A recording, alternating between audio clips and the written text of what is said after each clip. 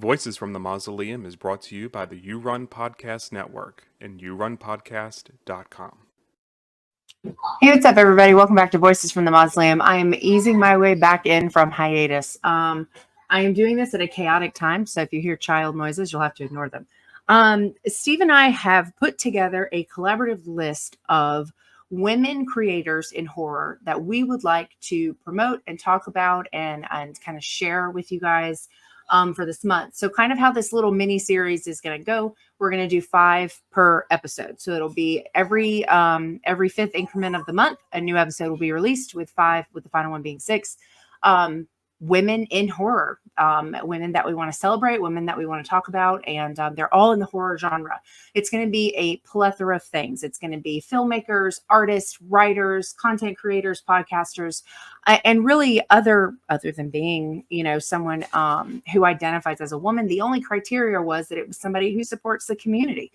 So everyone on this list will be someone who not only does great work themselves, but promotes the works that others do as well and uses their platform to support the indie horror community in a bunch of different ways.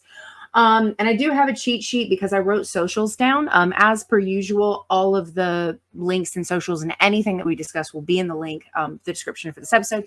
So you can go follow these incredible women and see what they're up to and what they're all about. So the first one I'm going to talk about is a horror author that I've worked with, who has a story in an upcoming anthology that Kat and I are working on together. And that's going to be Sophie Ingley. Sophie is, I believe, UK based. She is a horror writer. She is an artist. She's a friend. And she's just one of the most kind and supportive people, that I know on any of the platforms that I use. She's just all around fantastic. We chat about all kinds of things. I love seeing the things that she writes about when she talks about movies and things that she loves. She also writes reviews, different types of reviews for the newsletter that Steve and I send out monthly. So she has space in that as well. But she's just such a kind and warm person. The amount of support she gives the community is uncanny, and she's willing to listen and be there for people and love people for who they are. And she's just somebody that I just hope to be half as supportive as she is. You can find Sophie. I primarily chat with her on Twitter. Her handle is just her first and last name. It's just Sophie, Sophie, Ingley, Ingley. So if you're not following Sophie, you should be. My number 2 is, and I don't know this person's last name, but her first name is Emily. And there's a couple of reasons that Emily made it onto this list, which was a very difficult list to come up with, by the way. It's never fun when you have to narrow things down, right? This is why we always end up going on tangents or doing honorable mentions, but I'm going to try to stick to my main 5 for this video.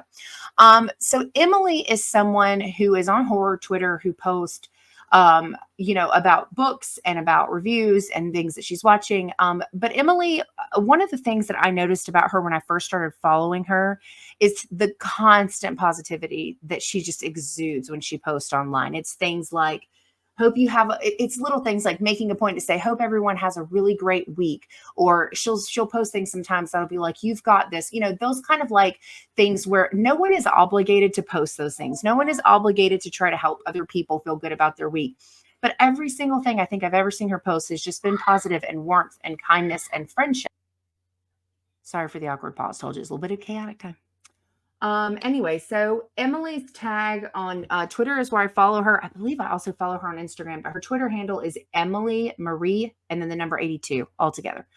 The third person I've had the pleasure of at least having on the channel one time, she joined me for a conversation about in last summer when I did franchise lives, we talked about Underworld, and that's Tally Reeds. Tally does some stuff with The Scoop, which if you're not familiar, I don't know. The Sinister Scoop is just where it's at. That's my friend Tasha runs that with Kat. They have other reviewers and stuff that participate as well, but she does stuff with them. She's a constant book, like constantly boosting books and authors and posting about what she's reading and things that she's watching. But she's just another one that I just always see sharing things, posting about what other people are up to, just being super friendly, kind. She loves to engage and chat with people about horror.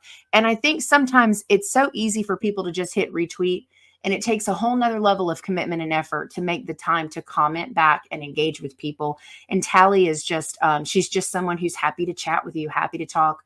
And she constantly posts positive things as well, boosting people, giving people words of encouragement.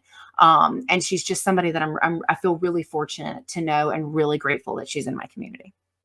The fourth person I'm going to talk about is a different cat. And that is Kat Treadwell. So I only recently sort of met or started interacting with Kat because when I'm always posting about Kat Valor, like they know each other. And so she ends up commenting on stuff and posting on stuff. And her Twitter handle is, Tally's. Tally is just Tally, TALI_reads, READS, my bad. All of this is going to be in the description for the episode. So Kat is another person who just gets invested in projects, promotes things, gets involved in conversations and commenting and interacting, and just does a lot of really great work in the horror indie community. And, I'm glad that I was able to get connected with her through Kat Valor. And she's a bit of a, what would you call it? Like a nomination sort of, that sounds like a bad word. What's the word? She was one that Kat Valor recommended to be on the list because my cat thinks, very highly of her and had a lot of really great things to say. And I've seen nothing but the same. So, Kat Treadwell is another one. And then my last one for this one, is another Emily. This one is an artist. I will try to find a picture of my jungle paintings that I have. She does, amazing work. My coffin girl, you can't see her because she's back there by Jaws. This room is a nightmare. But anyway, and the artist's name is E.R. Whittingham. She is on everything. Facebook's how I found her. She's on Facebook, Instagram, Twitter. She's just so friendly. She has a group, I think, as well, and she's very engaged with the art community and the horror genre. And she does a lot of really cool stuff. I really love her work, but one of the things that really made me feel like someone who really understood the people that she works with, a couple years ago, she had done a series of horror-esque paintings for a flora fauna expedition. I think is the correct word when you're talking about art. And I feel cultured. And she did a series of five paintings that are based off of the Jungle Book. But they're all like, you'll see. I'll put a picture maybe like right here somewhere. Anyway, they're original paintings that she sold. She wasn't going to do prints of them. She wasn't going to do, like, they were once one and done. That's it. If you got them, you got them. So I reached out to her because they were very expensive, as they should be. The artwork is beautiful. It's time consuming. She's talented. They're stunning. But they were pricey, and I had to have them.